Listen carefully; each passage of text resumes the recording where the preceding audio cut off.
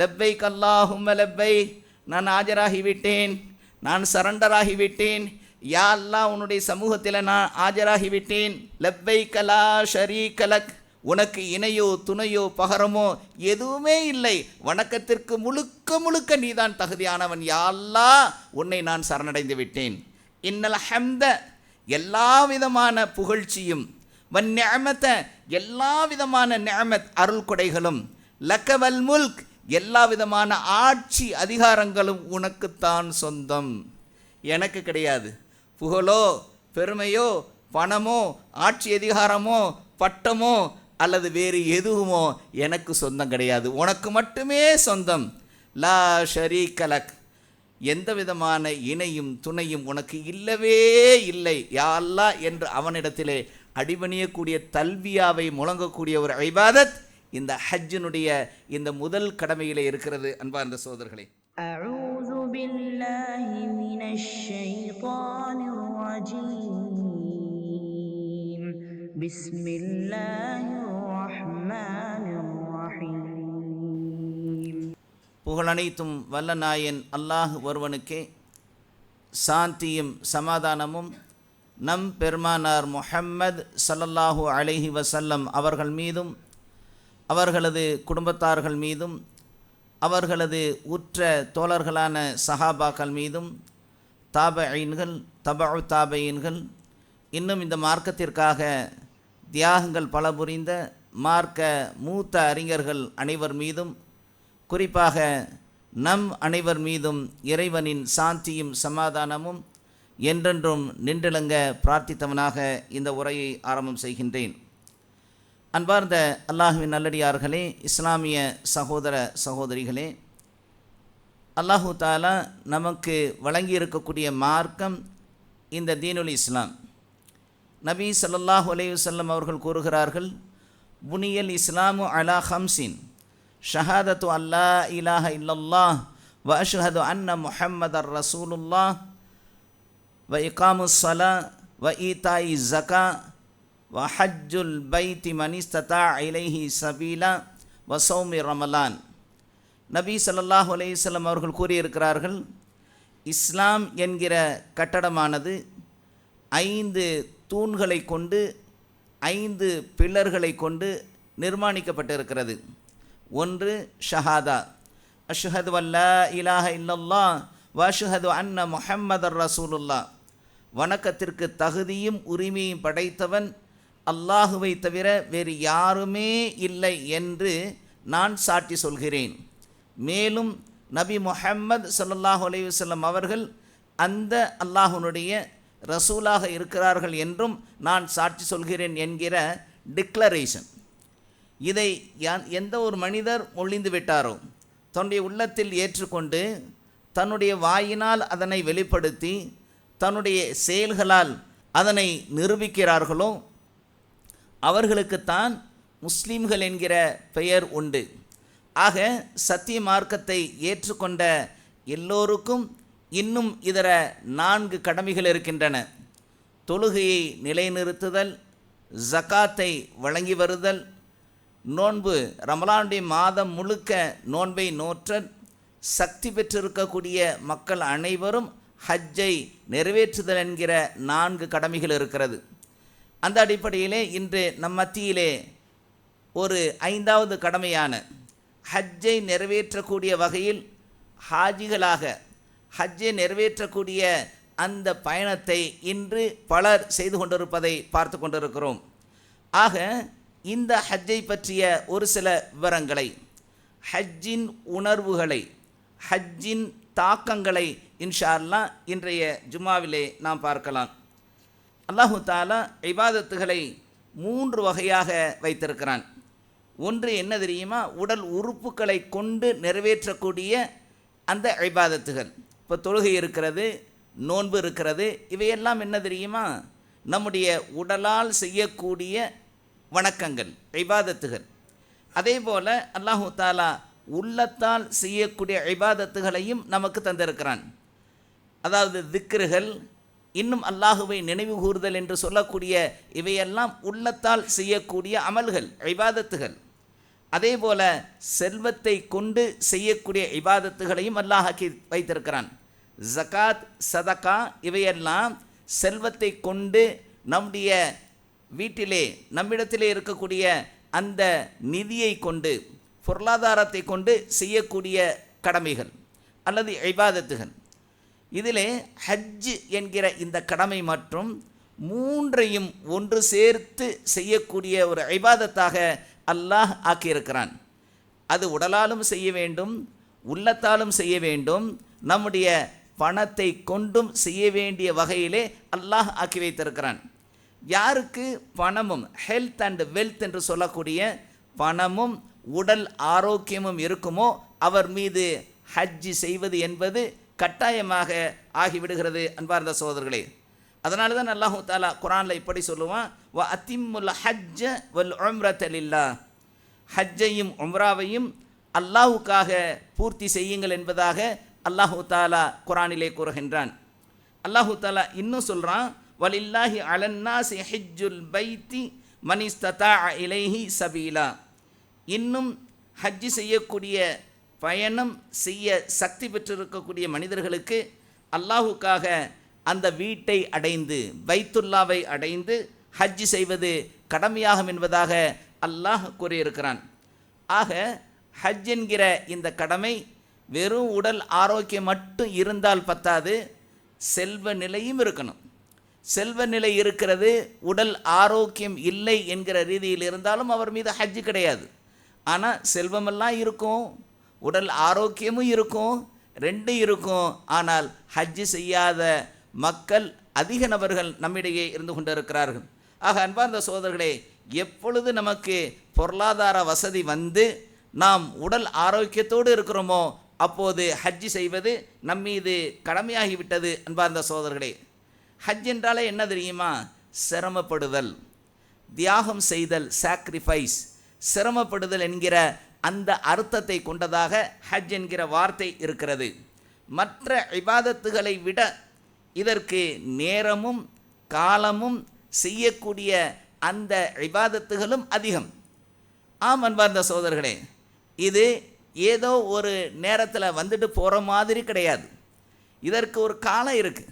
துல்ஹஜ்ஜினுடைய பிறை 8 ஆரம்பித்து யௌமு தர்வியா என்று சொல்லக்கூடிய பிறை 8, யௌமுல் அரஃபா என்கிற பிறை 9, யௌமுன் நஹர் என்று சொல்லக்கூடிய அந்த துல்ஹஜ் 10, ஐயாமு தஷ்ரீக் என்று சொல்லக்கூடிய பிறை 11, 12, 13 ஆகிய இந்த நாட்கள் ஹஜ்ஜுடைய நாட்கள். ஹஜ்ஜி செய்யணும்னா நம்ம நினச்ச நேரத்திலலாம் போய் செய்ய முடியாது. உம்ரா சுன்னா, உம்ரா சுன்னா, நாம் எப்பொழுது வேண்டுமானாலும் உம்ராவை நிறைவேற்றலாம். ஆனால் ஹஜ்ஜு காலம் குறிக்கப்பட்ட கடமையாக இருந்து கொண்டிருக்கிறது. அதில் என்னென்ன விஷயங்கள் எப்படி எப்படி செய்ய வேண்டும் என்று அல்லாஹுவும் அல்லாஹுடைய தூதரும் பணித்திருக்கிறார்களோ அப்படி அந்த கடமையை அந்த நாட்களில் நாம் நிறைவேற்றியே ஆக வேண்டும். இதுதான் ஹஜ். இந்த ஹஜ்ஜில் நிறைய சிரமங்கள் இருக்குது. அதனால தான் அந்த பெயர் ஹஜ் என்பதாக அல்லாஹ் நமக்கு தந்திருக்கிறான்.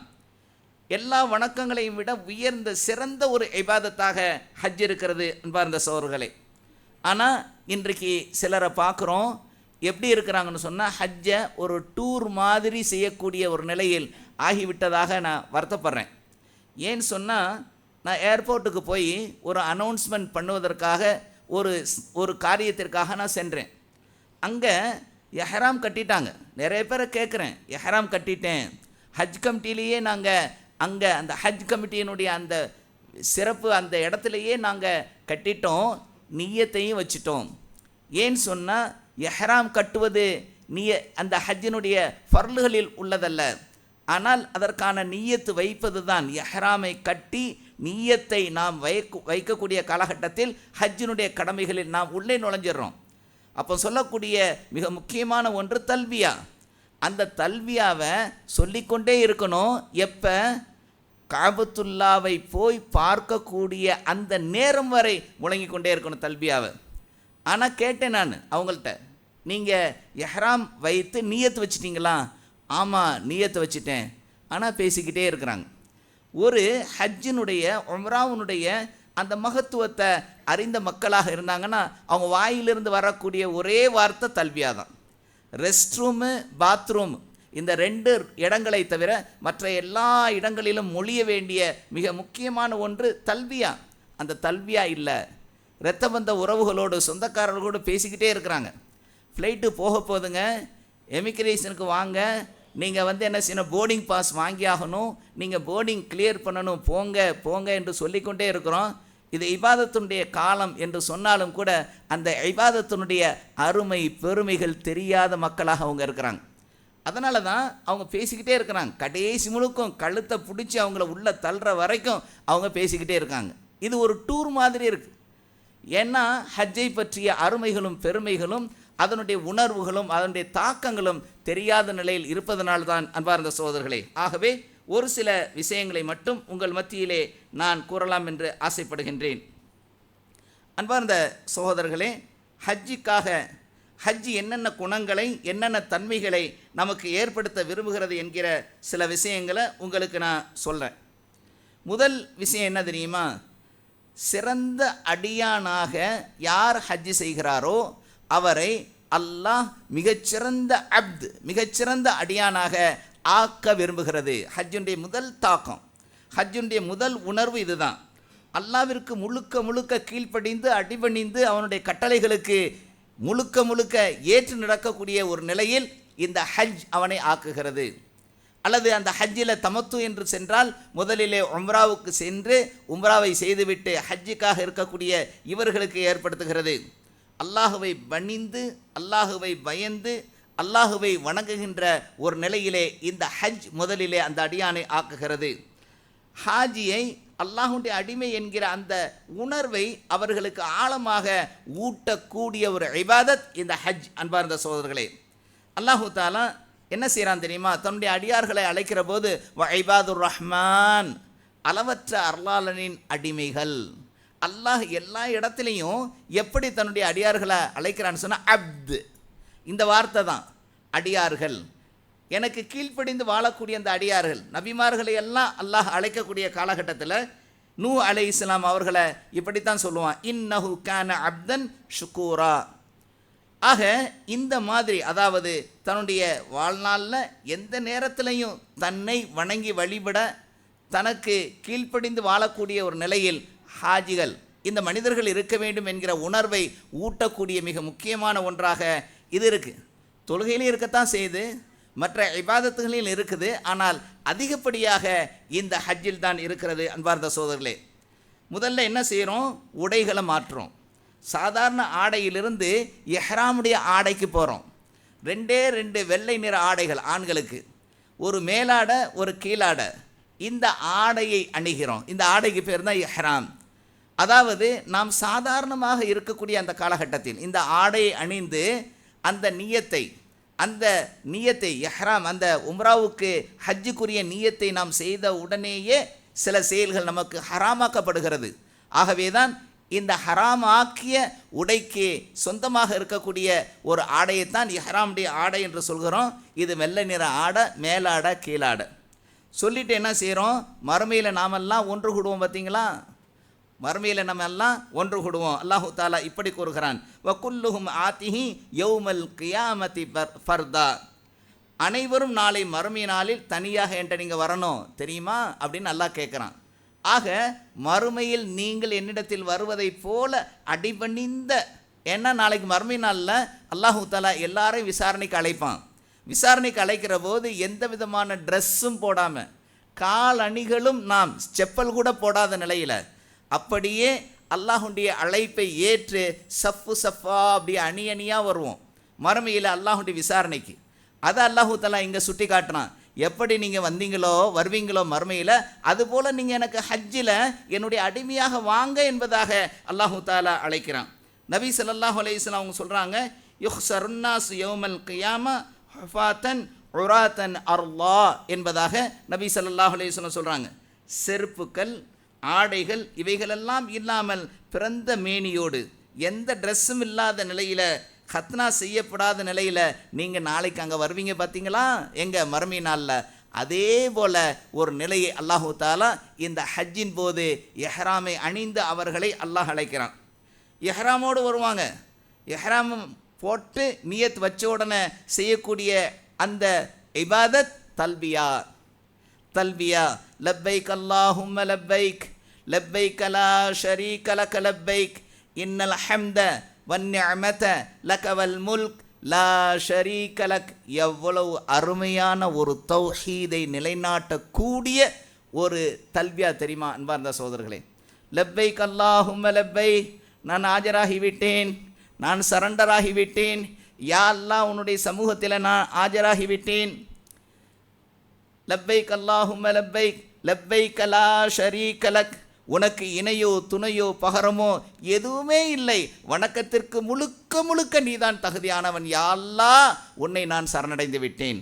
இன்னல் ஹம்த, எல்லா விதமான புகழ்ச்சியும், வன்னிஅமத, எல்லா விதமான நிஅமத் அருள் கொடைகளும், லக்கவல் முல்க், எல்லா விதமான ஆட்சி அதிகாரங்களும் உனக்குத்தான் சொந்தம், எனக்கு கிடையாது. புகழோ பெருமையோ பணமோ ஆட்சி அதிகாரமோ பட்டமோ அல்லது வேறு எதுவுமோ எனக்கு சொந்தம் கிடையாது, உனக்கு மட்டுமே சொந்தம். லா ஷரீக லக், எந்த விதமான இணையும் துணையும் உனக்கு இல்லவே இல்லை, யா அல்லாஹ் என்று அவனிடத்திலே அடிபணியக்கூடிய தல்பியாவை முழங்கக்கூடிய ஒரு இபாதத் இந்த ஹஜ்ஜினுடைய இந்த முதல் கடமையிலே இருக்கிறது அன்பார்ந்த சகோதரர்களே.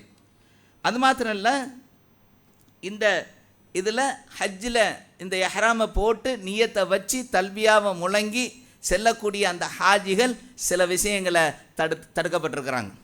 சும்மா சாதாரணமாக இருக்க முடியாது, அல்லாஹ் சில விஷயங்களை செய்யாதேங்கிறான். எப்படி நோம்பில் நாம் தண்ணி குடிக்கக்கூடாதோ அல்லது சாப்பிடக்கூடாதோ அதே போல் சில விஷயங்களை அல்லாஹு தாலா ஹராமாக்கி வச்சிருக்கிறான். நான் சொல்கிறேன், நீ கேளு. அதே போல் கேட்டாக வேண்டிய நிலையில் இது இருக்கிறது. இந்த தௌஹீத், இந்த அல்லாஹுவை தன்னுடைய எஜமானனாக தன்னுடைய இலாகாக ஆக்கி அவனுக்கு அடிபணிந்தவன் என்கிற அந்த நிலையை ஆக்கி தௌஹீதிலே அவன் வாழ வேண்டும் என்கிற நிலையிலே அல்லாஹ் ஆக்கி வைக்கிறான் இந்த ஹஜ் என்கிற இந்த கடமையில். அதனால தான் அந்த தல்பியாவை அதிகமாக முழங்கி கொண்டே இருக்கிறோம். அந்த தல்பியாவை சொல்லக்கூடிய அவர்கள் செல்லும் வழியிலெல்லாம் அவர்களுக்கு இடது வலது அவர்களுக்கு முன்னால் பின்னால் இருக்கக்கூடிய கற்களும் மரங்களும் செடிகளும் கட்டடங்களும் நாளை மறுமை நாளில் அல்லாஹ்விடத்தில் யா அல்லாஹ் இவன் உன்னை அடிபணிந்தான் யா அல்லாஹ், இவன் உன்னை அடிபணிந்தான் யா அல்லாஹ் என்று சாட்சி சொல்லுமாம் அன்பார்ந்த சகோதரர்களே. அப்படிப்பட்ட நிலைக்கு நம்மை ஆளாக்கக்கூடிய ஒரு இபாதத் இந்த ஹஜ்ஜிலே இருந்து கொண்டு இருக்கிறது. அதே மாதிரி இந்த இதில் தௌஹீத், நாம் காபத்துல்லாவை சுற்றி வரக்கூடிய நிலையில் அங்குள்ள அந்த இபாதத்துகள்லாம் இருக்குது. நாம் அங்கே என்ன செய்வோம்னு சொன்னால் தவாப் செய்வோம், சை செய்வோம், இன்னும் அங்கே சில காரியங்கள் மீனால் கல்லறிகிறது, யௌமுல் அரஃபால போய் தங்குறது, இப்படிப்பட்ட இந்த காரியங்கள், முஸ்தலிஃபால தங்குறது, இப்படிப்பட்ட இந்த காரியங்களெல்லாம் இருக்குது. ஆக இவற்றையெல்லாம் நாம் எடுத்து அங்கே செய்யக்கூடிய அந்த காலகட்டத்தில் தௌஹீதை நிலைநாட்டக்கூடிய அதே நேரத்தில் தௌஹீதுக்கு மிகச் சொந்தக்காரர் அல்லாஹுடைய நேசர் ஹலீலுல்லாஹ் இப்ராஹிம் அலைஹிஸ்ஸலாம் அவர்கள் செய்த அத்தனை தௌஹீதின் காரியங்களையும் அதற்கான அந்த தியாகங்களையும் நினைவு கூறக்கூடிய வகையிலே அல்லாஹ் இந்த ஹஜ்ஜை ஆக்கி வைத்திருக்கிறான். அங்கே இப்ராஹிம் அலைஹிஸ்ஸலாம் அவங்க தான் அந்த காபத்துல்லாவை, நாமெல்லாம் 7 வயசுலேருந்து நாம் எங்கே நோக்கி தொழுகிறோம்? காபத்துல்லாவை நோக்கி தொழுதுகிட்டே இருக்கிறோம்.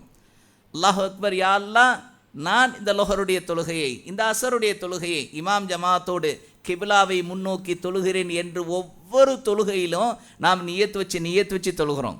எந்த கிபிலாவை நோக்கி? அந்த மக்கமா நகரத்தில் இருக்கக்கூடிய அந்த காபத்துல்லாவை முன்னோக்கியவர்களாக தொழுதுகிட்டு இருக்கோம். எத்தனை வயசுலேருந்து? 7 வயசில் தொலை நம்மளை ஏவி 10 வயசில் அதற்காக அடித்து நமக்கு வாலிப அந்த வயசு வந்தவுடனே தொழுகை நமக்கு கடமையாகி அதிலிருந்து தொழுதுகிட்டே இருக்கிறோம். எந்த காபத்துல்லாவை முன்னோக்கி தொழுதோமோ அந்த காபத்துல்லாவை நேராக பார்க்கக்கூடிய ஒரு இபாதத் இந்த ஹஜ்ஜில் இருக்குது. அல்லாஹு அக்பர். எப்படிப்பட்ட காபத்துல்லா தெரியுமா? அபூ ஹுரைரா ரலியல்லாஹு அன்ஹு அவங்க சொல்கிறாங்க, அல்லாஹு தாலா இந்த உலகத்தை படைப்பதற்கு 2000 வருஷத்துக்கு முன்னாடியே காபத்துல்லாவை அல்லாஹ் படைச்சிட்டானாம். கேட்குறாங்க, அவர் தன்னுடைய மாணவர்களிடத்தில் பாடம் நடத்திட்டு இருக்காரு, ஒரு கிளாஸ் நடத்திக்கிட்டு இருக்கிறார் அபூ ஹுரைரா ரலியல்லாஹு அன்ஹு.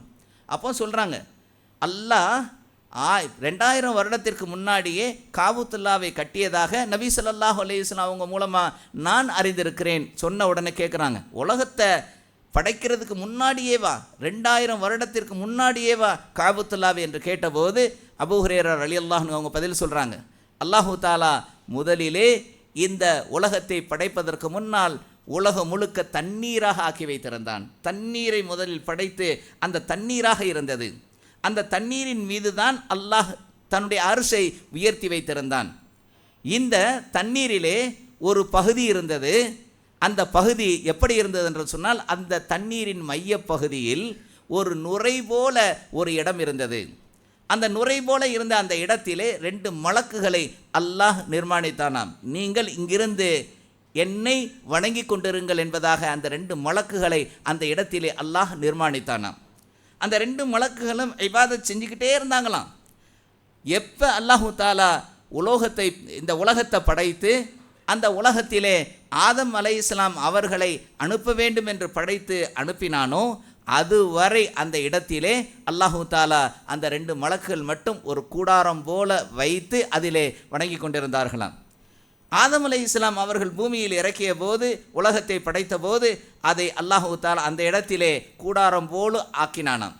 ஆதம் அலைஹிஸ்ஸலாம் அவர்கள் அந்த இடத்திலே அல்லாஹுடைய கட்டளைக்கு இணங்க சில மாறுபாடுகளை செய்து முதலாக அதனை அல்லாஹுடைய பைத்துல்லா, இன்னைக்கு இருக்கக்கூடிய காபத்துல்லாவை முதலில் இந்த உலகத்திலே அவர்கள் நிர்மாணித்தவர்களாக அல்லாஹ் ஆதம் அலைஹிஸ்ஸலாம் அவர்களை ஆக்கினான்.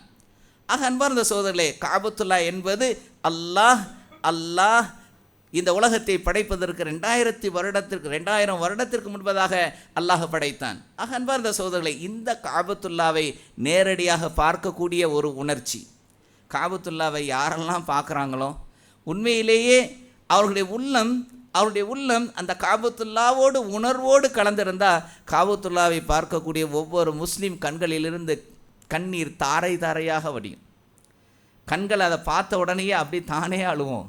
நம்மளால் முடியாது, தாங்க முடியாது. அந்த கண்ணீரோடு தான் அந்த காபத்துல்லாவை தவாபு செய்வோம்.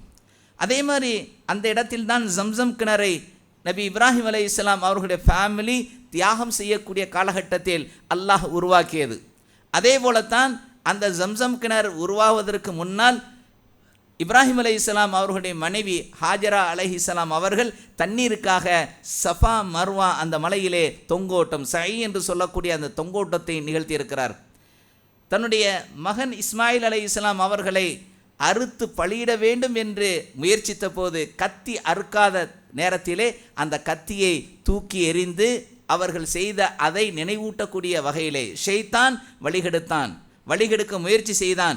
அந்த நேரத்திலே இப்ராஹிம் அலைஹிஸ்ஸலாம் அந்த ஷைத்தானை நோக்கி கல்லெறிந்த அதுவும் ஹஜ்ஜிலே இருக்கிறது. ஆக எல்லாமே இப்ராஹிம் அலைஹிஸ்ஸலாம் அவர்களுடைய அந்த வாழ்க்கையில் நடந்த நிகழ்வுகள் எல்லாம் ஹஜ்ஜில் நினைவு கூறக்கூடிய வகையிலே இருந்து கொண்டு இருக்கிறது. அன்பார்ந்த சகோதரர்களே, அது மாத்திரமல்ல நபி ஸல்லல்லாஹு அலைஹி வஸல்லம் அவர்கள் கூறுகிறார்கள், அல் ஹஜ்ஜு அல் அரஃபா, ஹஜ் என்பதே அரஃபா மைதானத்தில் கூடுவது தான். நபி ஸல்லல்லாஹு அலைஹி வஸல்லம் அவங்க அல்லாஹ் கூறுவதாக ஹதீஸே குத்ஸியில் சொல்லக்கூடிய ஒரு செய்தி என்ன தெரியுமா? அல்லாஹ் நாளை அல்லாஹு தாலா அந்த அரஃபா தினத்திலே ஹாஜிகளெல்லாம் கூடியிருக்கக்கூடிய அந்த இடத்தை தன்னுடைய மலக்குகளை அழைத்து காட்டுவானா. பார்த்தீர்களா என்னுடைய மலக்குகளே, என்னுடைய அடியார்களை பார்த்தீர்களா?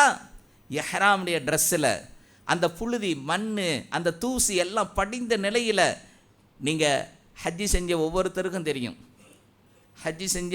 ஒவ்வொருத்தருக்கும் தெரியும் அரஃபா மைதானம் எப்படி இருந்தது என்பதை நீங்கள் பார்த்துருப்பீங்க.